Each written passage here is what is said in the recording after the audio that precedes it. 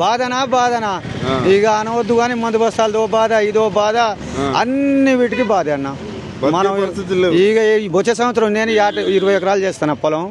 వచ్చే సంవత్సరం 1 ఎకరం కూడా చేయను.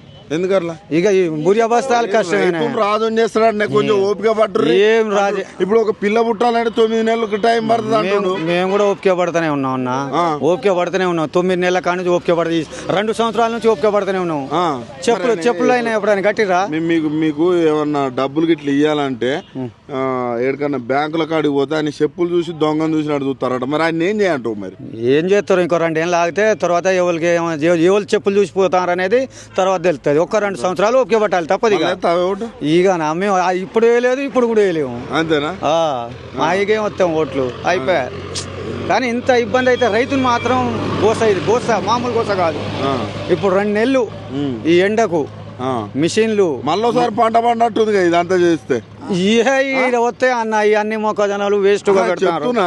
మళ్ళీసారి కోసిన వాళ్ళకైతే మళ్ళా పంట పండట్టు, మళ్ళా పంట పండినా రావు, అంతే రావు, ఏది లేదు.